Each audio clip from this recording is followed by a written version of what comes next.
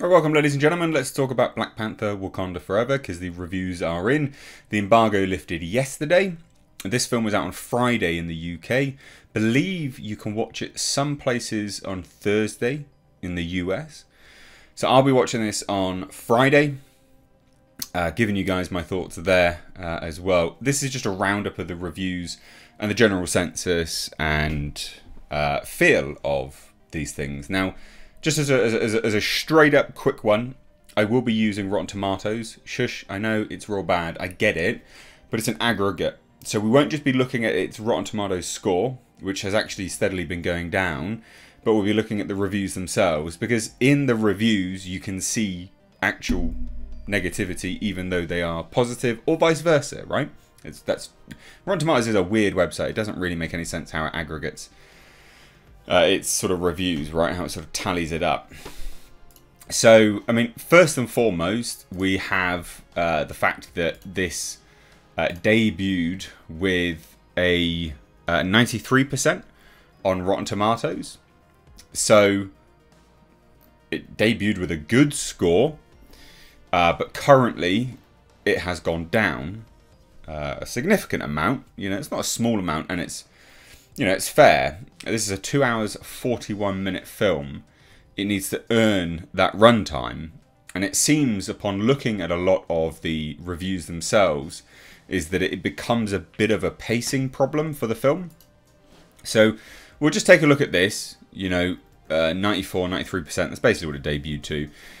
But we'll go over this and then we'll go on to Rotten Tomatoes and have a look. So they say that this is the wrap. They say that there's a great deal to enjoy here, and fans of Black Panther won't necessarily leave feeling disappointed.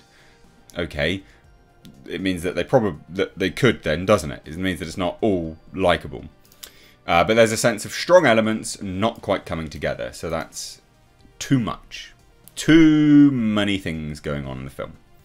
Which makes sense, and that, you know, contributes to the pacing general theme. Like, I've gone over these reviews already. I did so in the live stream last night, so I have a familiarity with these things because I've already looked at them. This is actually really positive. So this is from USA Today, and they say director Ryan Coogler delivers a powerful follow-up to the phenomenal 2018 Black Panther that's funny, clever, and heartbreaking, impressive in its world building, honest in its view of world politics, and naturally packed with huge action sequences. Now, USA Today, I'm not going to completely buy into what they say about the honest in its view of world politics, just because of who USA Today are. And again, I said that last night on the stream.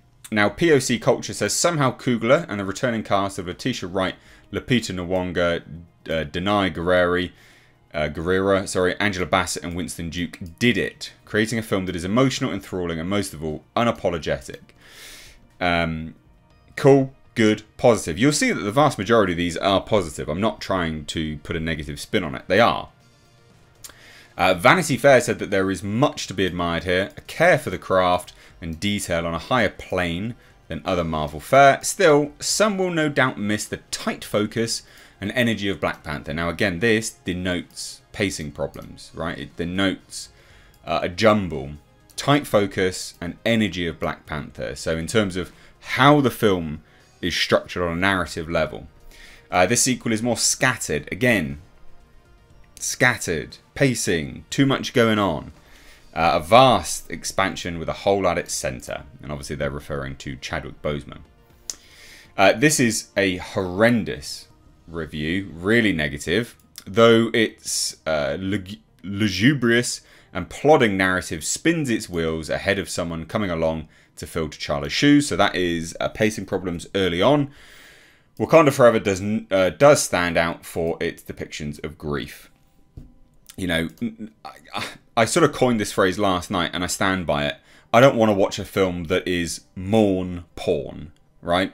I get it, you know, they're talking about the depictions of grief, but I don't want to watch a 2 hour, 40 minutes film of mourn porn. And I also don't like the fact that Disney and Marvel are profiteering off of someone's death, because that's what this film is. The entire film is centered around a real life person's death, and I'm not a over fan of that. I just feel it's distasteful. Roger Moore, really, this is brutal. This installment was always going to be more somber thanks to the loss of its star. What the film lacks is the will to make that loss heartbreaking. So even they, you know, sort of at odds, I guess, with Slant Magazine. Now CNN said presented the daunting task of bidding farewell to a star tragically taken in his prime in somber but stirring fashion. Coogler has given audiences and the studio a solidly and gracefully executed dive into a Wakanda for right now. Time UK, really, really brutal. Said it's a movie about not seeing beyond our own... Oh, no, sorry, it's a UK Telegraph. So Times UK says it's a movie about not seeing beyond our own grief. Every narrative tendril is implicated in grief, from historical colonialism to environmental exploitation to political repression. I don't want to watch 2.5 hours of being lectured. I just don't. UK Telegraph says a near 3-hour endurance run of gloomy photography and turgidly staged, emotionally empty two-way conversations, all seemingly designed to sap cast and viewers' combined will to live. Fucking brutal. Actually brutal. And again, there's other stuff in here. Again, we looked at it last night. So there was some which were like positive but also negative. You know, again, super positive. Corey Coleman, Wakanda Forever is unlike any movie we've seen in the MCU. I'm so grateful for this level of black representation that doesn't focus on our suffering or exploiting our stereotypes. So again, the vast majority is positive. A lot of it is just super, super positive.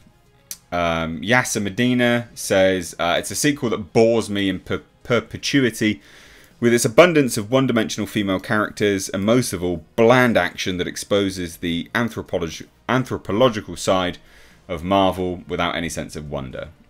I mean, we've been saying about this is the problem with this sort of diversity and inclusion initiatives, is that they seldom actually flesh out characters, and you know, one-dimensional female character, I can believe that.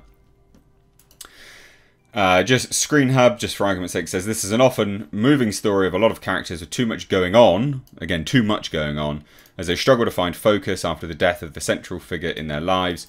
There's plenty of high points, but things can occasionally feel a bit strained. So, again, positives, negatives. Washington City Paper, Coogler and his team nearly put it off, leading to moments of real power and emotion not normally found in superhero films, and yet Marvel's need for a shared universe practically undermines it at every turn. Josh Larson, there's a smaller story about Solace buried somewhere in here, but Phase 4 has no interest in that.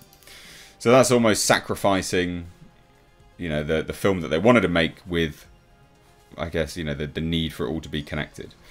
So yeah, I mean, it is what it is. It's not great, but we do have the fact that it's looking to open to a very, very, very good, and it is very good, Black Panther Wakanda Forever, $365 million opening worldwide.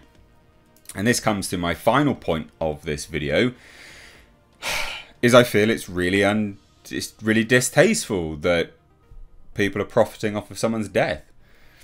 I feel like the studio, whether they wanted to or not, has created a film where audience members are going to go to seemingly pay their respects to someone that's dead, that they really like the first one of. And I feel like that is almost, you know, it's sort of coercing people into, it's not coercive, it's not coercion, it's not manipulation.